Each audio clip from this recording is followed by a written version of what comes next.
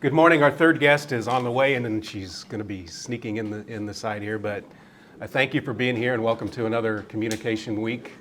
A few days of activities. Just want to remind you that the T-shirts are free, the coffee is free, the stickers are free, tuition is not free. But take advantage. There's lunches and other sessions, so take advantage of that. So, today we're just going to talk a little bit about building community through building communication. I came up with that on my own. Isn't that kind of clever? But it's a very plain graphic because I did that on my own. But anyway, I am certainly not an expert in what we're going to be talking about today. And quite frankly, when I started thinking about this, it was like, oh, we need to get journalism people. Journalism is my background.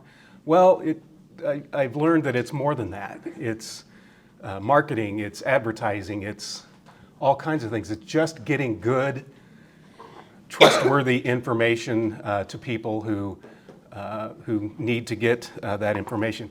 And part of this came from, and Jessica and I worked with a group of students, I guess a year ago or so. The Wichita Public Library has something they call a Big Read every year. And so we worked with these students, and they did probably 17 or 18 videos that were used. And I've got one that I'm going to show, and this is the book, and it's written by someone who's just kind of reflecting on her growing up. And so it's really an interesting book. And this is just kind of an overview video to kind of just set us up in the mood of what we're going to be talking about.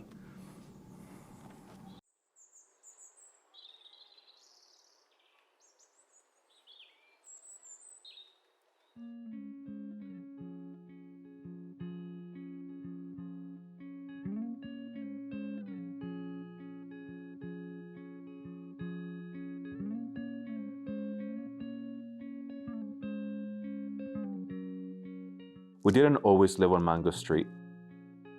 Before that, we lived on Loomis on the 3rd floor. And before that, we lived on Keeler. Before Keeler, it was Polina, and before that, I can't remember.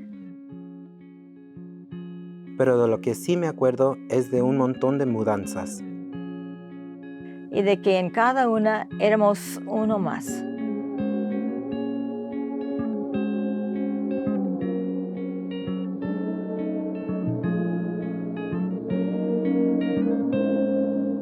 Ya para cuando llegamos a Mango Street, éramos 6. Mama, Papa, Carlos, Kiki, my sister Neni, and me.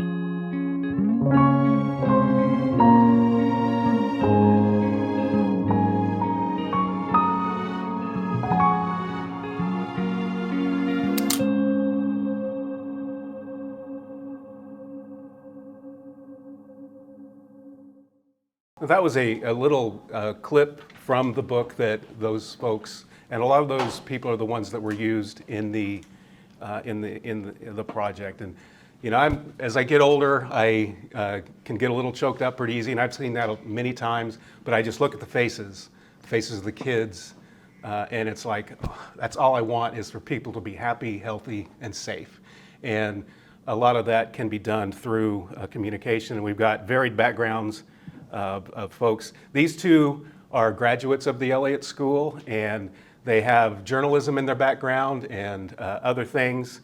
And so Janeth in the middle, well, going to be in the middle soon, and Carolina right here.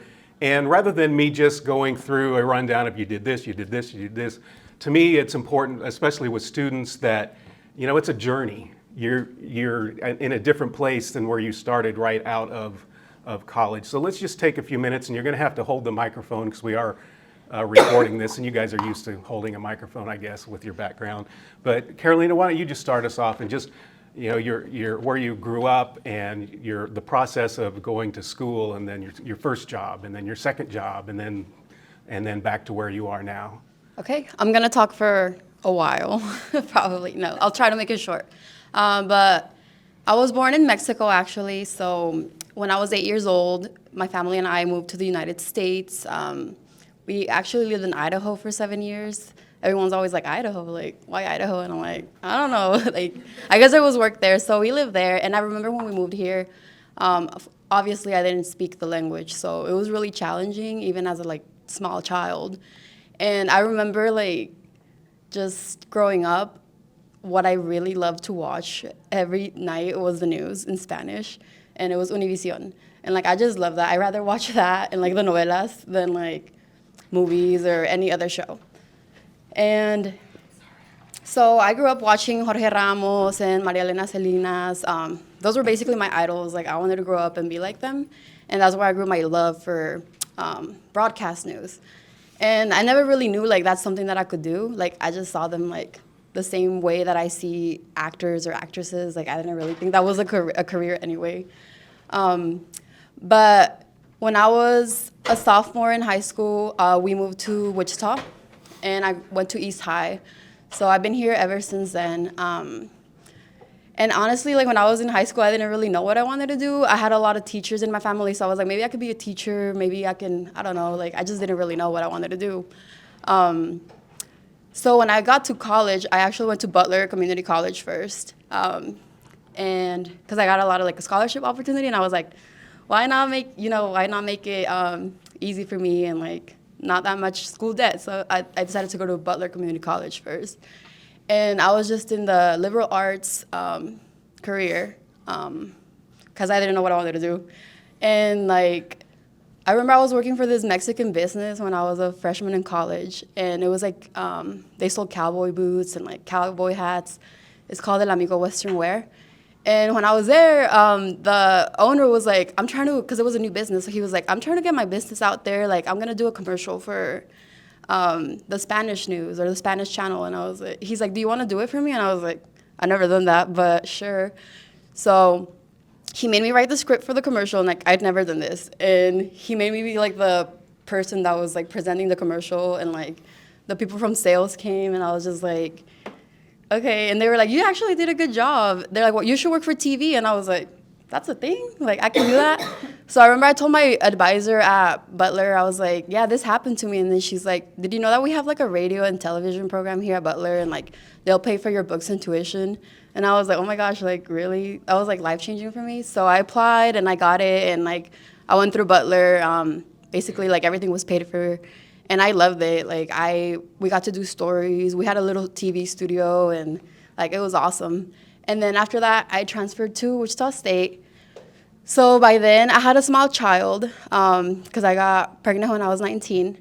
And at first, I wanted to go like to another university, but you know, I was like, I have to do what's best for my daughter. I have my family here. They're gonna support me through college.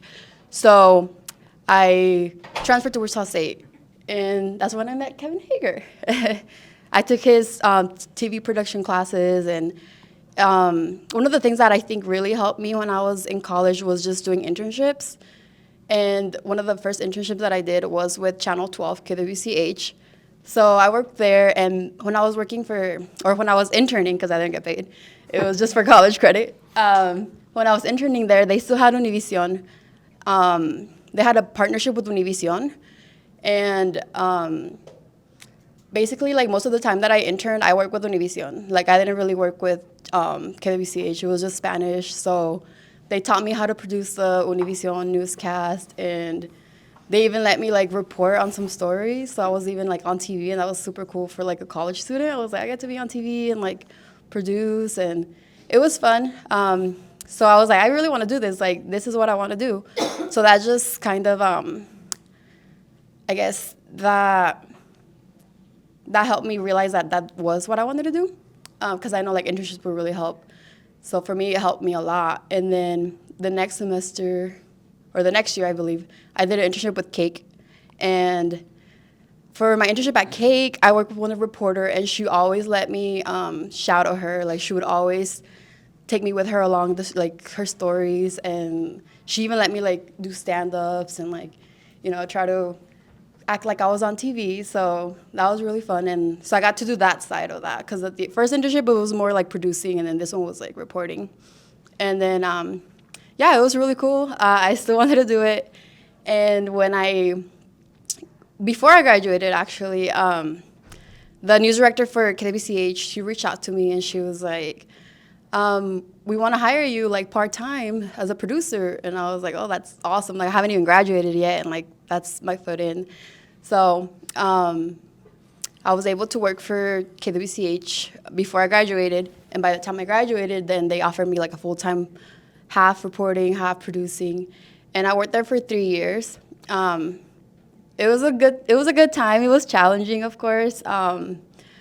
And I think one of the most challenging things was just at the time I was the only Spanish speaker that worked there. And because I know they used to have a partnership with Univision, and I know Univision did a lot for the Spanish-speaking audience. But by the time I was there, like, we didn't have that. So I was the only Spanish speaker there. So whenever there was a story that involved, like, Spanish speakers are like, Carolina, Carolina, like, and especially when COVID hit, I remember my news director, she was like, we need to like translate a lot of this information like in Spanish. And that was a lot on me because I was not only like reporting, I was also producing and like I was doing a lot of things. So on top of that, I was trying to like translate some of the articles to Spanish and like post them on my Facebook. And it was, obviously I didn't have the audience that, you know, the Channel 12 page had, because I only had like 600 followers, so like that wasn't really gonna reach anyone. But you know, I was trying to do my part. I was trying to help out, and yeah, that's one of the things that I remember trying to do was COVID. And then after a while, then I think I reached my third year. I was like, I need something different because as a mom, it was really challenging. Like working for news, the schedules are just like if you get breaking news and you get called, like you have to show up. And it doesn't matter the time or like the day, like you have to be there. We have to work weekends, we have to work holidays. So as a parent of a small child, I was like, I need to find something else that's gonna be best for me and like my daughter for now, even though that was my passion. So I had to let that go for a little bit. And then I realized like my communication skills that I've learned, not only in school, but like throughout my job in news could also get me other opportunities. And that's what I got, that's when I started working for Sedgwick County as a social media coordinator. And basically, like, I ran all their Facebook page, like their Facebook page, their Twitter, LinkedIn, like all their pages. And I had to come up with content and like make it sound like fun, like make government sound fun. But it was challenging. It was a really like important, I feel like it's a really important job because, you know, Sedgwick County, there's over 16% or around 60% Hispanics, and a lot of people don't speak English. So, and like I didn't even know this until I started working there, but the county offers so many services that could help the community, and like I didn't know until I started working there. But again, like I was the only Spanish speaker there, and we already have like a small team, like a small communications team for like 3,000 employees. So it's like 5 people and like 3,000 employees. So we had to cover all these departments, and like it was challenging. But I know I tried to. And I had support from some of my coworkers. Nicole Gibbs, she's right here, Director of Communications for Sedgwick County.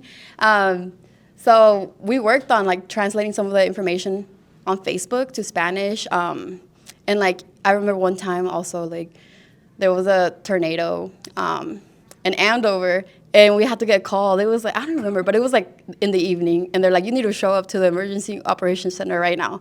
So like we're driving in the rain, like going to the county, to the Emergency Operations Center, and like it's Nicole and me there.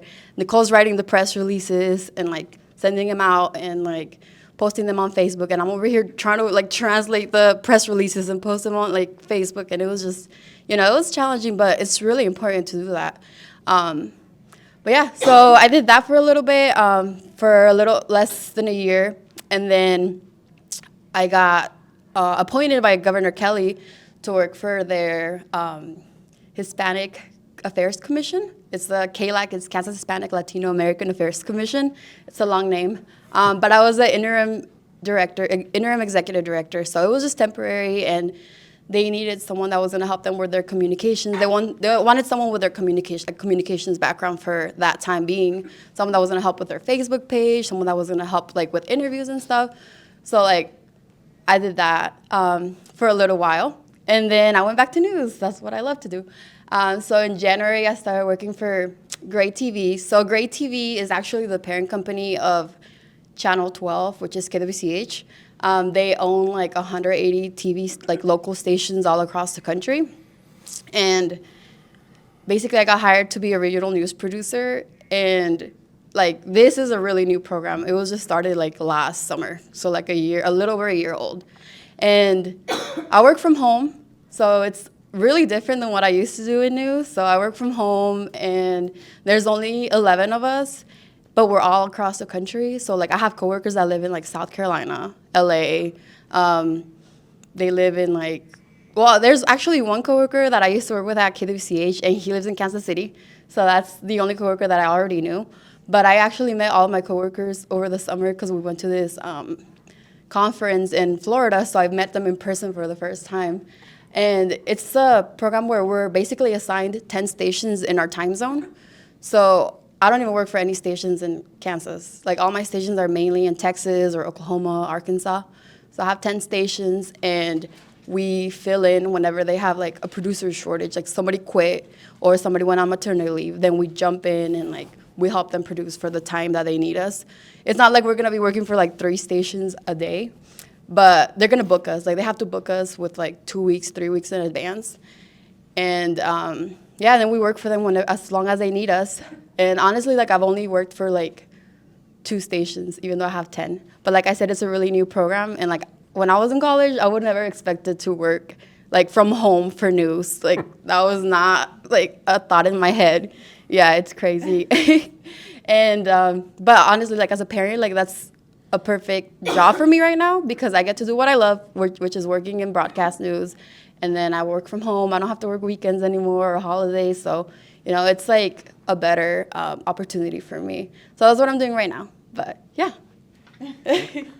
It's interesting that you, when you mentioned tornadoes and storms, because that's one of the things I was thinking about, is those of us who grew up in Kansas, we know the difference between a tornado watch and a tornado warning. Mm-hmm. But what if you come from a place that doesn't have tornadoes? Then, you know, that's, it's a very, I mean, it's second nature to those of us who grew up here. But welcome, Claudia. We're just doing a quick little rundown of our the journey of where you started and what all you're doing. She is the founder of the AB&C Bilingual Resources, Kansas Leadership Center, Teach Team. She's in all kinds of things, and I'll let her explain it. But Janeth started in news. Now she's doing something kind of completely different and is an elected official. And I'll let her talk about her journey as well. How long do we have? I'm like, I want to be respectful of the time because We've got till 4 o'clock. I'm just kidding. I won't take it that long. Well, good morning, everybody. I probably will get emotional during my talk because I sit here and I look back and I'm like, wow, 10 years just went by so fast. And man, mine was a pretty difficult journey. And as I see a lot of students, I see myself when I was in school and all of the obstacles that I had to go through. And sitting here on the other side of things, I'm just like, wow, after all this, I made it. So it's very rewarding, and it's just a mix of emotions. I came to speak here one time, and I think I just started bawling. But I guess I will explain to you guys a little bit throughout my story of why being here makes me so emotional. So I was born in Juarez. I was brought to the United States when I was a little girl, 2 or 3 years old. And of course, my parents brought me here the same reason many families immigrate here, in search of better economic opportunities. My mom is sitting here in the back. That's why I'm telling you I'm going to get emotional, because a lot of the credit is because of my mom and my parents who brought me here as a little girl to give me better opportunities. And I mean, I could not be here where I am today without my family's support. So I was brought here when I was 3 years old. I went through the school system here, graduated from the community college and liberal. And when I was in high school, I always wanted to be an attorney. My family and I were undocumented for many years. And so that's kind of what had me want to look into like legislation, like how can we get this change to where families like myself have opportunities to be here with a permit. And so I graduated from senior. Of course, you know, I was a typical straight A student, was involved in numerous clubs. And the reason why I worked so hard, ever since I was a little girl, I was always told you have to work harder than everybody else. I was undocumented, so that was engraved in my mind since I was little, because I was always told, like, I have to work harder because I don't get the same opportunities that everybody else does. And so I started at the community college, and we went through a very hard situation. My family, my dad was deported when I started my freshman year in college, so that meant that I was here with my mom and my 3 sisters. At the time, my mom did not work, and so I was going to have to be one of the main financial supporters to help my younger sisters and my mom. And so going through the community college was very, very tough. I had multiple jobs. My mom was cleaning homes, but it was not enough to meet needs because my dad was typically the one that always worked. I was a first-year freshman. I honestly had no idea what even a tuition, college credit, like all those basic terms, I had no idea what it meant. Because at the same time starting school, I was also learning how to survive with my sisters and my mom and, trying to meet all the financial needs that you have. Luckily, I was able to get my documentation, which a lot of families don't have that pathway to residency. But luckily I was, because my first year in college, I didn't get tuition. I didn't get financial assistance because I was undocumented. And so all of my school, I had to basically have multiple jobs to be able to afford to go to the community college. Luckily, I was able to get my residency. My dad was able to come back, but then, of course, I'm going to admit it. I mean, he came a way he shouldn't have came, but in that moment I was struggling a lot financially, and he knew my mom and I were suffering, and so he ended up risking everything to come. But then there was a point where he was driving, he got pulled over again, and he got deported again. I told you I was going to get emotional. In that moment it was tough because I knew my dad was no longer going to come back, and it was going to be my mom and I, and we were just going to have to find a way. And I told her I was going to get emotional because I don't think I've ever told the story with my mom being in the room. I've told this story many times and I don't get emotional, but my mom has never been in the room, which is why it's a little bit harder for me. So in that moment, I had to get another job. I finished the community college, and then I had a really tough decision where it was either I came to Wichita and finished my school, but at the same time, I did not want to leave my mom and my 3 younger sisters by themselves. But I knew I had to make a sacrifice. I knew that in the long run, if I wanted to help them and I had to set an example for my younger sisters, that I had to move to Wichita. And I think that was one of the most difficult decisions in my life because, in that time, my mom was very vulnerable. She was barely starting to work. I had 3 younger sisters. And, she already had my dad away from her. And me as being, I guess, the one that kind of guided our family through everything, leaving her was just like, I couldn't do it. But then I knew I had to sacrifice if I wanted to do better for my mom. That's when I moved to Wichita State University, and I bet a lot of my professors didn't know this because it was something that I never really opened up back then, just because I didn't want to put the rest of my family in jeopardy by opening up and saying, my family is undocumented. But when I transferred to Wichita State University, it was so tough. In that moment, I didn't have a car, and so I walked to school 3 miles one way, 3 miles that way. And I remember, a lot of the students were like, they knew that I was struggling, they knew something was wrong, but I never really opened up to them and told them what was happening.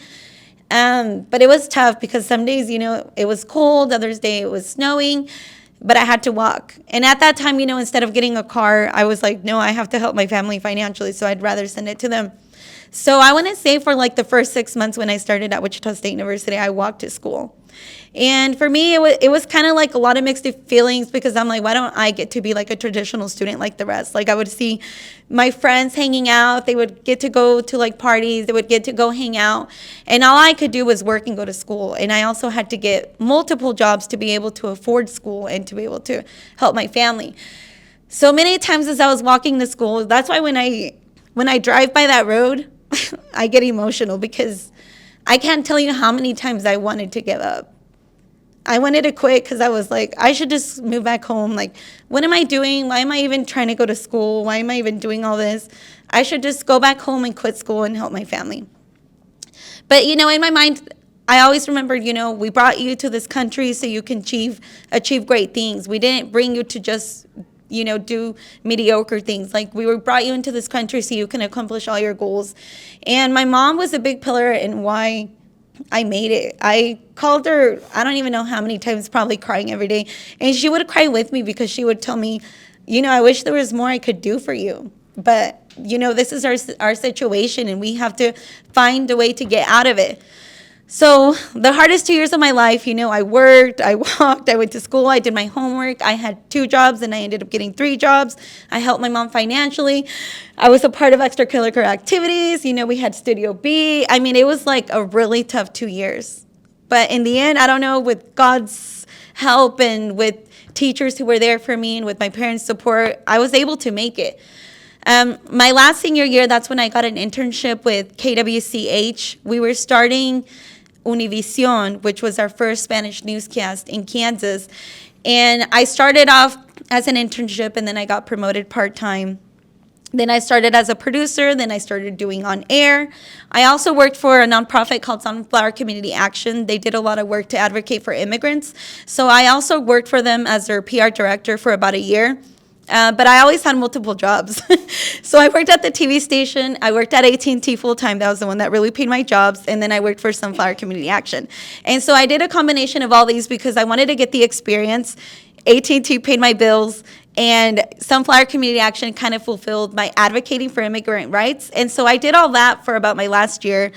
And then I went full-time with KWCH Eyewitness News. And then, kind of like what she said, there were two of us who were bilingual at that moment. And that's when they said, the majority of our Hispanic audience is in Southwest Kansas. So guess what, Janeth? You're getting sent back to Southwest Kansas. So it was bittersweet for me because I kind of had gotten used to, as time went by, my sisters got older. My mom was able to get back on her feet. We kind of adjusted to this new, it was just going to be us. So at that moment, I knew my mom was good, but then the TV station moved me back.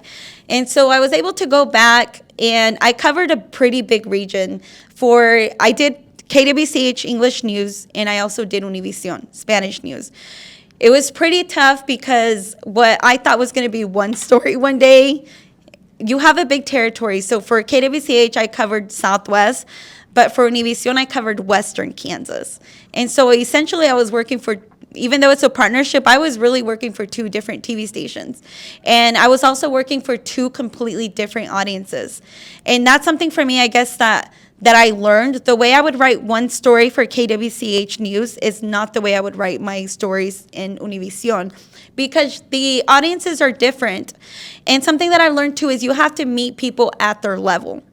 Even when I would write my stories in Spanish, the education level, what is for maybe like a certain population, is not going to be the same for other populations. And so you really have to be I guess you have to adapt, and you have to know your community. That's really what it comes down to. You have to know your community. If you want to reach them, you have to meet them at their level. Like I said, the way I would write my stories for KWCH in English was going to be completely different in the way I was going to write my Spanish stories, even for like the Wichita area and the Southwest Kansas area, because people have different ways of speaking. They have different customs. They have different beliefs, and it's just very different. So you have to adapt to them. And I think the biggest thing I've ever learned of journalism is you have to meet people where they're at. You have to meet them at their level, and you have to be able to adapt, because you have a lot of different audiences. And to meet them, I could sit here and write a story and use all these higher vocabulary words. We can have it be a more sophisticated story. But is my audience really going to understand what I'm saying? No. So at the end of the day, then we're not reaching our goal. And of course, I used a lot of my experiences as well with my story and then we go back, even, not that I'm trying to talk bad about the TV stations, but, every single morning you have to pitch a story and you have to sell it to them. So sometimes what was important to me as an immigrant or, an immigrant family was not important to my producers at that time. So sometimes I had to work really hard, and even not that we had arguments, but I was very adamant when I was very passionate about a story. There's a lot of vulnerable stories out of Southwest Kansas about, people being taken advantage of. And sometimes what the news producers thought wasn't a story, I'm like, what are you talking about? This is super important. Like, they're getting taken advantage of. They're getting exploited. How is this not important for you? Or why is this not one of your major stories? Or the way stories were written, sometimes I thought they were being sugar-coated. I'm like, this is not the reality of our immigrants. Like, you guys are sugar-coating it. Go speak to the immigrant family yourself. Like, you're being biased, in my opinion.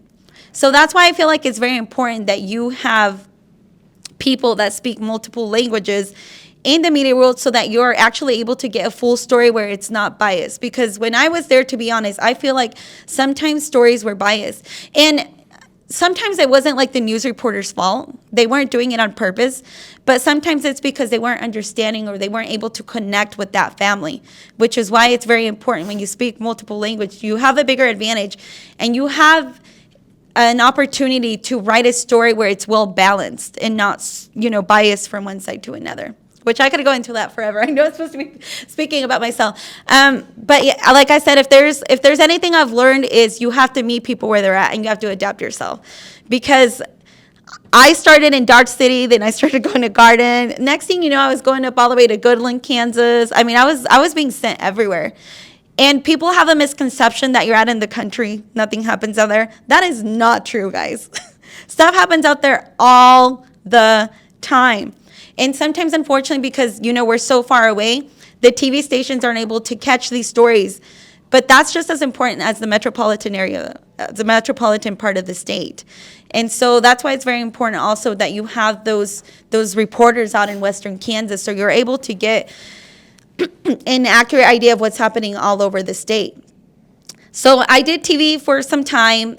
And then after I moved back to Southwest Kansas, then I had my son Isaiah. That's when I decided I was going to go back home to Liberal, because when I first was moved out to Southwest Kansas, I was moved to Dodge City. So then I had my son Isaiah. I took a year off, and then I decided I wanted to still go back into the communications world. And so the hospital in Liberal reached out to me to see if I'd be interested in working for them. And in that moment, I thought, what the heck? Like, why do you guys want me to work in health there? I don't know anything about being a nurse or, that just was not my world. But at the end of the day, that's also where I saw the power of communications and the power of media. It doesn't matter what sector you work in. Communications is very important in all aspects, in all industries. And so what used to be a marketing position, I feel like I transitioned quite a bit. And so even though you're not in the tour world, well, actually, I still am, just in a different aspect. I mean, I speak with the media all the time. We still do a lot of stories, sometimes with KWCH, because like I said, it's harder to get their attention being in Western Kansas, but with our local media, we're still out there. But even all of the skills that I used as a journalist, I'm still applying them being a marketing director, because at the end of the day, what we're doing now is we're selling a product, we're selling a service, or we're selling the reputation of the hospital, and you have to do it through a variety of channels. So I'm still using my broadcasting skills. I didn't go to school to marketing, but I feel like now I learned more about marketing. So you really do have to be able to learn and be as diverse as you can in a pool of communications, because now I feel like I'm using all of it. I'm using marketing, I'm using broadcasting, I'm even using like strategic, because there's a lot of law involved. So everything I learned through the Elliott School, I feel like I'm using it all in my role. My role is marketing director for Southwest Medical Center.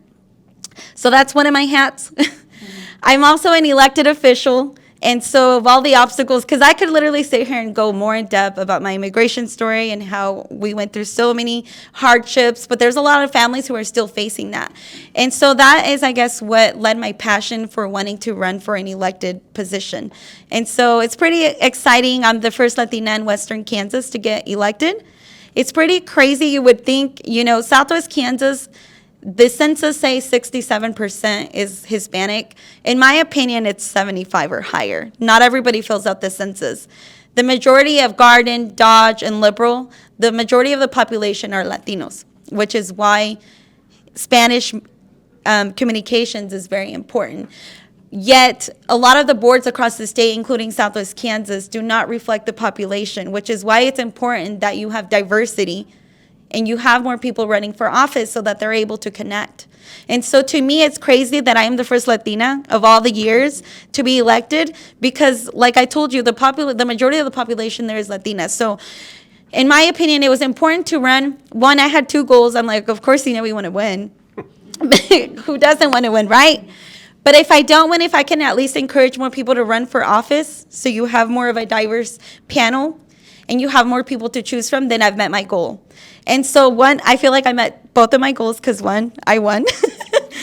and two, this year we saw a lot more people running for office. And when I say diverse, I don't mean just Latino. I mean people of younger age. I mean men and women. people who don't typically have a seat at the table. It's very important that you have a representation of all voices. And so I'm starting to see that triple effect also in Dart City and Garden. We're starting to see more people run. But it's exciting. It's exciting to be here to talk to you guys. What led me, like I said, to run for an elected position is my advocacy for human rights, because there were many times where I feel like people were mistreating my family and myself, and I'm like, at the end of the day, we're still humans, and we're just here because we want better opportunities for my family and myself. And so I could be here all day, but I'll wrap it up because, like I said, I could talk to you guys all day, but that's a little bit of my 5-minute spill of where I'm at today and how I got to this. I don't even know what to say anymore. Well, thank you for the opportunity to speak and be among these amazing ladies. I think, I bet you guys didn't expect hearing a lot about immigration, today. Hearing immigration stories. And the reason I say that is because Janeth and my path crossed probably around 2013, 2014, advocating for immigrant rights. My name is Claudia Amaro. I moved to this country in 1988. I was a teenager, don't do the math. I'm the grandma here, and literally I have a 2-month-old granddaughter. So these ladies could be my daughters, I guess. Anyway, so I moved after my father was killed in Mexico. We first moved to Colorado.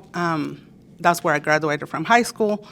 The first thing I remember from high school is that I wanted to join the journalism team, the newspaper there, and they didn't allow me because they said my English wasn't good, and I'm like, I can take pictures. They didn't allow me to be part of it. So that was my first known journalism. I always wanted to be a journalist. I used to play when I was little there. I was a reporter. Anyways, so the language barrier kind of like put a stop there. And then back in the early 90s, undocumented immigrants, we came in with a visa, but unfortunately that expired, and we moved like a couple years after the last amnesty, so there was no path for us.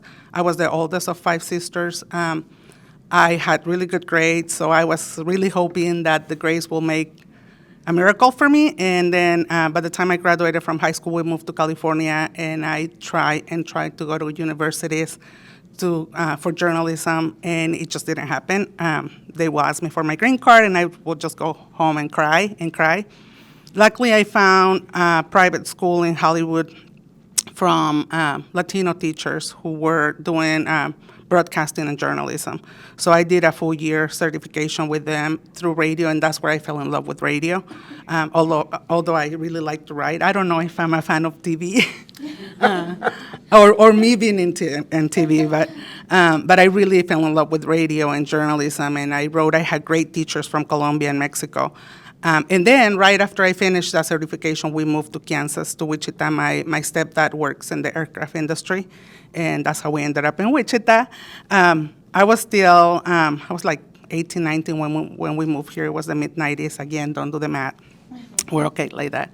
I started being very involved since the beginning. It felt like Wichita for me was, so in Colorado, I lived in Longmont, which is a small town. I don't know if you guys know, close to Boulder. So everything we did, like all the fun, we had to go to like Denver, and that was just not fun. And then in California was the opposite. It was like I would not drive in California. So when we moved to Wichita, it was like the perfect city for me. My sisters and I started one of the first youth groups, our church. So we started getting really involved back in the 90s with like local businesses. So we were very well known. And I mean, at that time, the Latino community was smaller.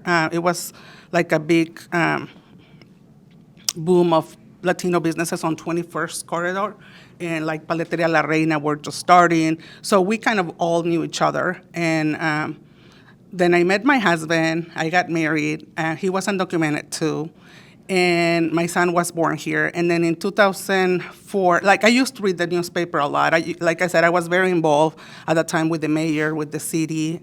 And I realized when I used to go to like family gatherings that I will be like so excited, like, oh, do you know they're gonna give free paint in the north side of town, blah, blah, blah. And nobody knew anything. And it was because I used to read the Wichita Eagle a lot, and I just loved it.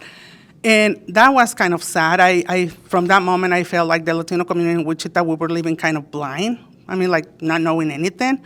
And in 2004, with the support of my husband, I started a very small newspaper. It was named Kronos de Wichita. And my father-in-law was a journalist, so he gave me a lot of advice, and we started it.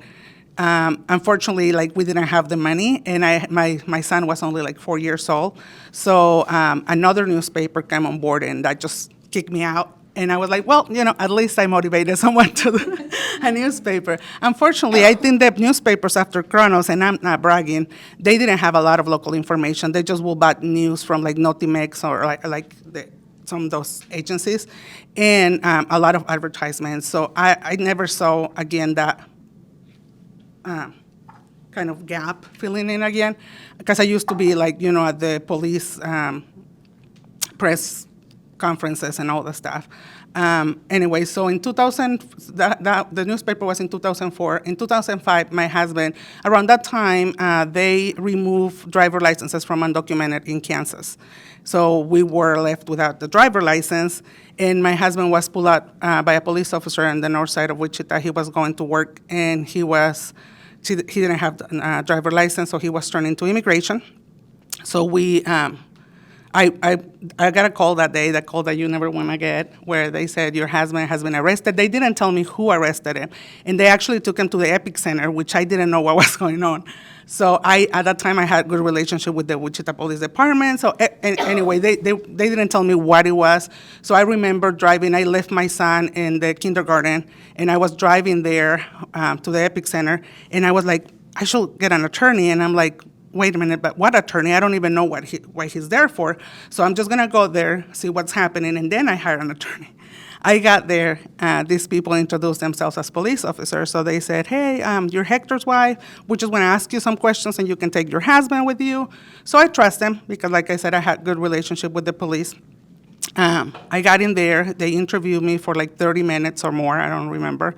Then I remember I wanted to go to the bathroom, and I was like acting so normal, and then they pulled me really strong, and they said, no, you're not going anywhere. We're not police officers, we're immigration. So my husband and I were detained that day. Luckily, I was taken to Butler County Jail. My husband was taken to Sedgwick County. I remember begging them, like, my son is at school, I need to go pick him up. And they were like, well, you better call someone, or the state is just gonna take him. So that was really scary. I was taken, like I said, to El Dorado, and then the following day I was released with a bond. My husband's case was a little bit more difficult just because he didn't have family. Immigration laws are super complicated, yeah. So my husband didn't have any family members here. I did. Half of my family were like citizens and stuff like that. My husband didn't. So it was a lot of things that got into that. So my husband wasn't released. His bond was a lot higher. Anyways, we fought his case for about a year, and then finally in January of 2006, they deported my husband to Mexico. My son was only 6 years old, and I didn't want my son to grow up without his dad, so I decided to go to Mexico with him because the attorney we had, like many immigration attorneys, never communicated with us. I didn't know what was going on with my case. They got all of our money. We spent over $20,000. I had to give everything away. We were buying a house. My husband's truck, everything. I had to sell it, give it away, give it back. And then in 2006, I moved to Mexico with my son and my husband. At that time, the crime in Mexico increased because they had a new president that declared the war to the cartels. And we moved to a city that was a state border city where, like, one state was like by one cartel and the other one by other. So every night they used to have like crossfiring, shooting people. My son and I will see bodies hanging from bridges. So it was pretty bad. It was really, really bad. My son fell into a depression. My husband couldn't find a job. We were undocumented in Mexico for a whole year because they will not accept any. My husband and I came in as teenagers, so we didn't have anything recent with a photo. So it was super hard. And then eventually, in 2012, my husband was kidnapped for ransom by 2 Mexican police officers. We were able to pay the ransom, and luckily they didn't harm him. But my son and I were like desperate. And then 2012, everybody was talking about immigration reform there, and my whole family was here, my mom, my sisters. So I was like, I need to be part of that. I've been there since the 80s. I need to be part of that. So my son and I, my son at that time was 12. We started writing letters to congressmen here in Kansas. We started writing letters to organizations.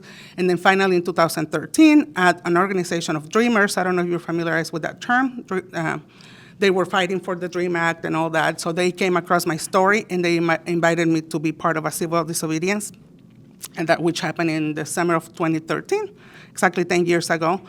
I remember receiving a call and be like, we came across your story.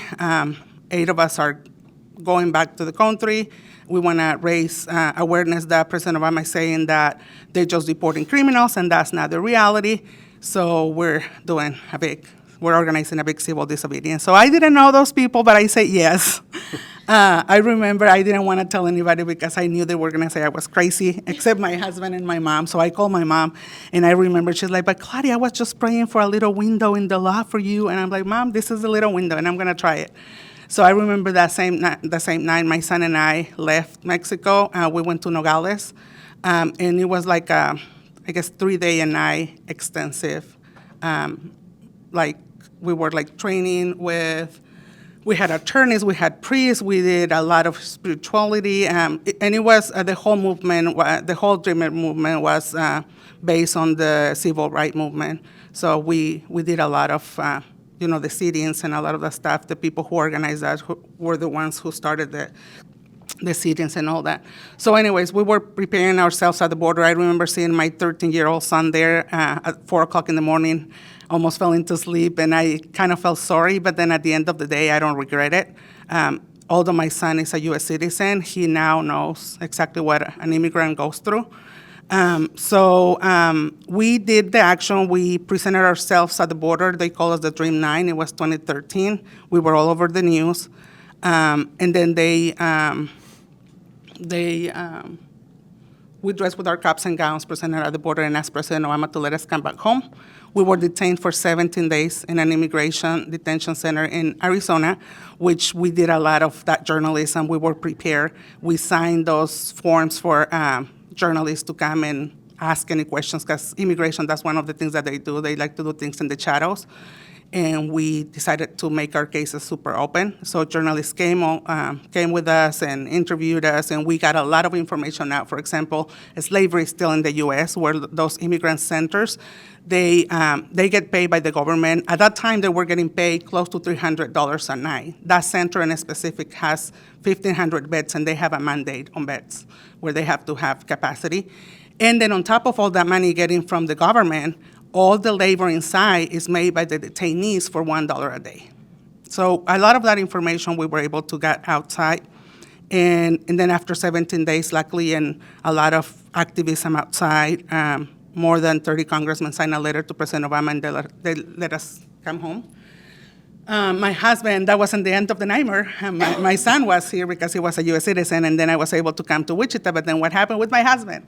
Then a month after I was released, he did exactly the same action, but without all the media. And that's another thing where media is so important, because my husband do it without the media, and he had to spend 2 years and 3 months in detention, in the same detention center. And then in 2015, he was able to come back. Again, during that whole time, the media was my ally. Like, I had really good friendships with some of the journalists at that time, Beatriz Parres, Maria Elquis, who covered my story several times. And I was traveling all over the country to just raise awareness on what my husband was going through. And at the same time, and that's when also I come back to communications, because in 2014, although my husband was in detention, I noticed when I came back to Wichita that the Latino population has grown even more than when I left in 2006. And we still had no news. I mean, we had it for a little bit, and then they sold the channel, and then not local news, no news on the weekends. And even though we had Univision, it was very limited, like they said. It was just like one story. And we had like a lot of resources, like Carolina said, that they're out there that the Latino community never knew about. So I remember in 2014, La Raza, local radio station, was starting. And one of the former owners is a good friend of mine. And I told him, I said, hey, we need like communication, we need information for the community. And I remember he's like, yeah, but we don't have money for that. I'm like, well, I don't have money either to pay you, but will you allow me to just do a show every week and just talk, like a talk show that we're not used to it here in Kansas? And then he's like, yeah, you can go ahead and do like Mondays at 8 p.m. I'm like, okay, that's the novella time. I'm like, this is a opera. But, that's all that they could offer, so I got it. And at that time, the people were panicking because Chris Kobach was about to run. And, for us, and I don't know for other people, but for us, even if we don't want to get political, he hates us. Yeah. He hates immigrants. So it was like a very, everybody was depressed, everybody was so down. So I'm like, you know what? I'm going to make a planet for us where we're going to celebrate who we are and where we're going to talk about the wins instead of the loss, and we're going to inform. So I call it Planeta Venus, which is Planet Venus, inspired from the book Men Are from Mars and Women Are from Venus. And I couldn't get rid of that name ever since. Because, first people didn't like it. They're like, what, are you going to talk about the space? I'm like, no, it's our own, because my purpose was to educate, inform, and encourage and motivate Latino women, because I feel like we're like the center of the families, and if they knew things, were going to be able to move things within their family. So that was my first aim to my audience. So I started, and like I said, radio has always been my passion. So we did that show for like 4 or 5 years. And then right before the pandemic, it was a lot of hate because of the elections. And I don't know if you guys remember that La Raza was actually shot one night. Nobody was there, but somebody just shot the building. And I just got scared. My mom was super scared. And I'm like, I'm not just risking myself, because I was the only one going to the radio station at the time. I'm risking my guests, because the show, I will invite anybody who spoke Spanish to come and talk about anything that was important. Or even like on Children's Day, like the kids would come and talk. And so the first year of having the radio show, I thought my mom was my only fan, and my sisters. But no, eventually after a year, people started recognizing my voice, and they're like, you're Planeta Venus, and you're Planeta Venus. And people start telling me like, Claudia, our lives changed before and after Planeta Venus, because now we know what Botanica is. Now we know what this is. And I just thought that was very important. But at that time, again, I was just like Janeth. My husband was in detention. I had a son, so I had like 3 jobs, and Planeta Venus was just my heart for the community. I had to give back to the community because they were like so pending on my case, my husband's and everything. So that was my way to give back to the community. And it was just very challenging. And I remember when I took the break, at the same time in the radio station, they didn't allow me to talk about abortion, a lot about politics. So that's when I started my own online radio station. And then the pandemic came up, and some people realized, like the Wichita Foundation, the Cancer Leadership Center, I was working with some of them on some campaigns, and they realized that I had a lot of audience. And so the Wichita Foundation gave me the first grant, and I hired 2 students from K-State to bump up my website, and we did a lot of information and a lot of translation for some of the media on COVID, and a lot of reach out to the Latino community. So that's when I started like thinking of Planeta Venus as something more serious. And we started being a little bit more formal, but still I didn't feel comfortable like charging for money or anything. It was still my heart for the community. In 2017, I started with my sisters, our marketing, again, trying to bridge the gap, a bilingual marketing company where we started translating stuff. And then the big challenge on that is that every time we used to go to networking events, people used to think of translation just for like the medical field, the legal field, and we're like, no, we want to translate for businesses and nonprofits because that's where we see the need is. And people just didn't get it. It took us a couple years to get there because I feel like people sometimes like them, they don't have to be doing the translation. They're already doing the reporting. They already, so they have to have someone who knows what they're doing also. Helping, people, like even, like, I don't know, sometimes people want to hire someone who is bilingual, and that person might not be trained to do marketing, and those people get like in really weird spots, unless they like it, right? Then they can grow from there. But if they don't like it, I mean, you get like, I don't know. I don't feel it's fair. Anyway, so we started that company, and luckily after 2 years, people started paying attention when I said that the purchasing power in Wichita or in Kansas is $5.6 billion, according to 2010 census. So I know now it's more than that. So I'm like, don't you guys want a piece of those $5.6 billion? I'm like, do you know where we're buying things? We're buying from Walmart. We're buying in a Bank of America, Wells Fargo. I'm like, national. Our money is going national. Because local businesses, they don't want to market to us and they don't want to talk to us. I don't know if they feel like we want everything for free, but we do spend a lot of money. Just ask whoever has made a quinceañera, or cell phones, or purses, or clothes. We spend a lot of money. So that's when I started like reaching out. Luckily, because of that support from many people, I have been able to recognize that the work that we've done in Planeta Venus is important for the Latino community. And again, going back to the tornado. So when it finally made click that I had to do more and that I need to hire people and people are not gonna do it for free like I do, it was actually last year when they had that shooting at the mall. People, you know what on Facebook was? It was like there's a massive shooting where like there's more than 16 people dead, and people were in panic. And I remember a mom called me and she's like, Claudia, my son works there. I don't know if she's one of the dead people. What do I do? And I remember reaching out to thanks to all the work at the Wichita Journalism Collaborative, I have been able to create relationships with other media. So I remember I called Michael from Wichita Eagle because they were the first ones who got the news out. And I'm like, Michael, will you allow me to translate that story and just share it in Planeta Venus? And he's like, yeah, go ahead. So we did it pretty fast. I talked to Officer Cruz at that time. He explained to me what happened. And then as soon as we put it out, then our content started being shared. And then people were like really thankful that we did that. And then the second, a month or a couple months later, the tornado in Andover happened. And then I remember being very frustrated all the time because media didn't work on weekends sometimes, especially for the Latino community. They didn't do anything on weekends. So I've always complained and I was always very frustrated. And then finally, so that day I remember everybody was talking about the YMCA and the tornado in Andover. And then I received a call that Saturday morning and they were like, Claudia, the first place where the tornado hit, it was an undocumented family who don't have insurance, who didn't know, like you said, what was the difference between a tornado watch and a tornado warning, so they didn't know how bad it was.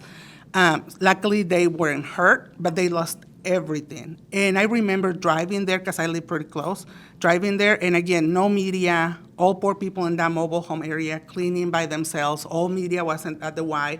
I came home, I was very frustrated, and my husband is like, you do it. He's like, you have a website, you can write, you do it. I remember I did it, and I pissed off some commissioners that day. But one of the things actually that I found out about writing now stories is one, there's a difference about, when we talk about inclusivity, and this is for you guys when you talk in your rooms, there's a difference about writing about Latinos or writing for Latino, and that's for any audience. I'm just talking from my perspective. It's a difference writing about Latinos or for Latinos. And we've already on this year that we started the newspaper, we've already encountered like several people really mad at what we're writing. And I feel unapologetic because that's just telling me that a lot of people here in Kansas, they're not used to that perspective. They're not used to that type of journalism. And I can give you a couple examples. Like we did a story last year about some ladies who organized because of Chris Kobach was running for governor in 2018, so these women organized to register more Latinos to vote, and they were able to register 2,000 new Latinos in Wichita. And we were just talking about that, about the Latino vote in Kansas. And I remember having a lot of messages, like hate messages, being like, why are you motivating illegal aliens to vote? And I'm like, we're not even talking about immigration. We're talking about this. And then and even Latinos, they were not used, like one of the people who follows me, she was asking me about something, and I'm like, we just wrote about that. And she's like, oh, you know what, Claudia? We're being so like numb that we need to relearn how to read again and how to look for information because we're just not used to it anymore. And I remember when we did the story in April about the new law in Kansas, we were the only ones covering that. And I remember talking to my reporter and be like, I really want that story by tomorrow. So we were very, as you guys know, we were very limited on like, who do we get? So she tried to reach to a lot of people, and we were able to interview Angela Martinez, who, by the way, is one of the only Latina in this area in the legislation. And two, she was one of the few, if not the only one opposing that bill, who's harming our communities. And then our reporter quoted the governor just because she's the governor and she was vetoing the bill and it didn't happen and whatever. So we got a lot of messages or some messages from people that were mad, and he's like, why are you only interviewing Democrats? I'm like, you know what? I'm not going to be apologetic just because first I wanted this note. Several things had happened with, I have a really close relationship with the Latino community, especially with the immigrant community. Like 4 or 5 years ago, for example, the city of Wichita changed an ordinance where like 5 years ago, if I got a ticket and I didn't have a driver license, I will have a high ticket, but I will just go pay it and then continue to drive. Well, after they changed that, now they don't give us a fine. We have to go to court, and some of those courts have ended up with parents being deported. What happened that the community didn't know about that. So now with this laws, it's like we want to make sure that the community is aware of that, so they know what to do. They can prepare themselves.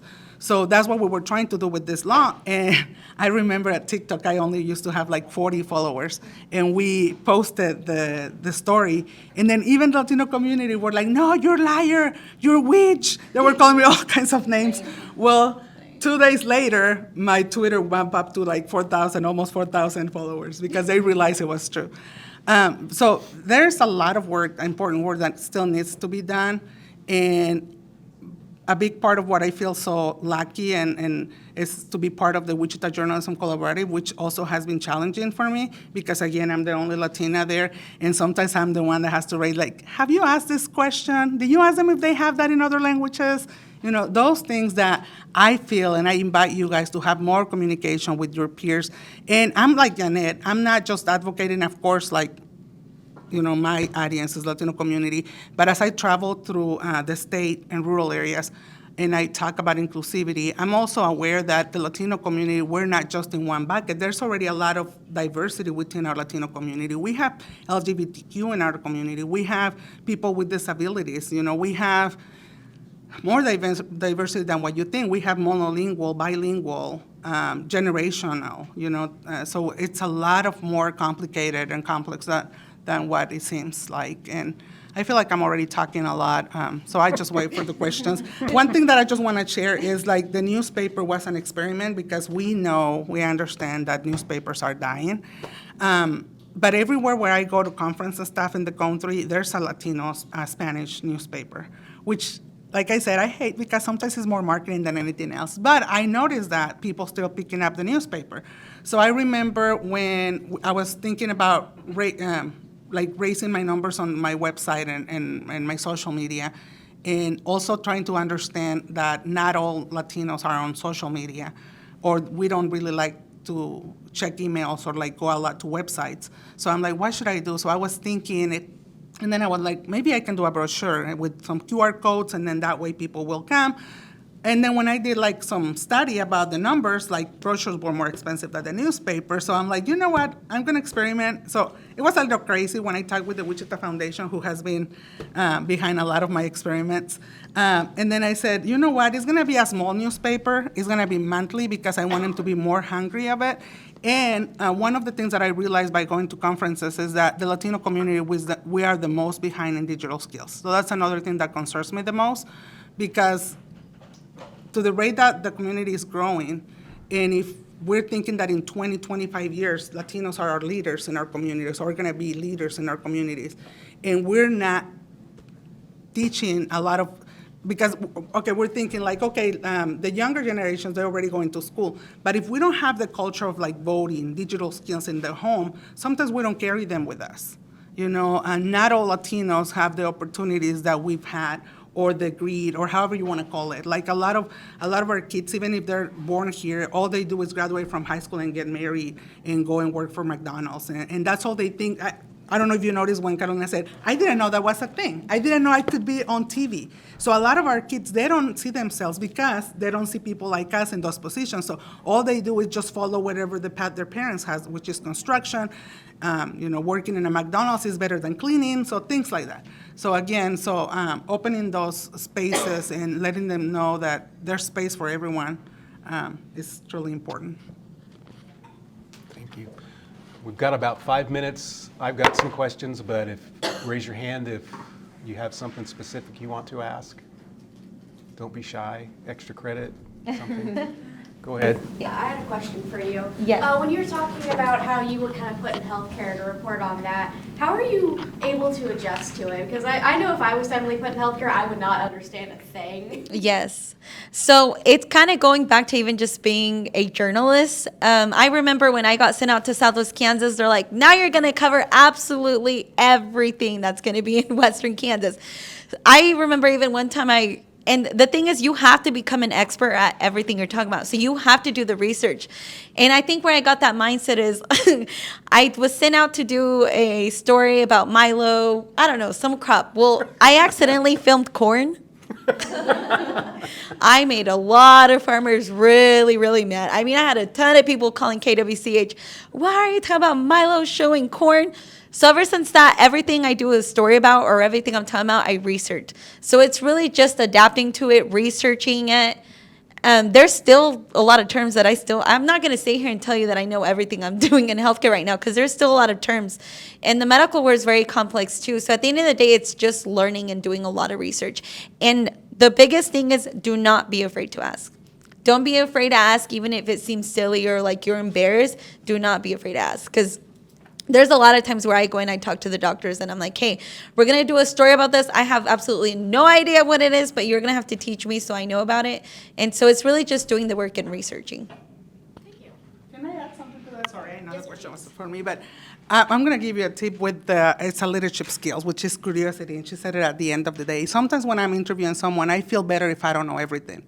Like you said, you do your research to make good questions, but if you go with curiosity, so I feel like, I don't know if it's your case, Janeth, but I feel like sometimes when you have a lot of curiosity, you go and ask the directors and go and ask things. But at the end of the day, even like if I'm doing like a live show, because we do a lot of stuff through social media, I'm just like honest and I'm like, I don't know what this is. Can you explain this a little bit more? Because maybe there's people who are tuning in right now that are in the same boat. And so it's just being transparent, asking what you don't know and doing your research. Thank you. Any other? I have a question.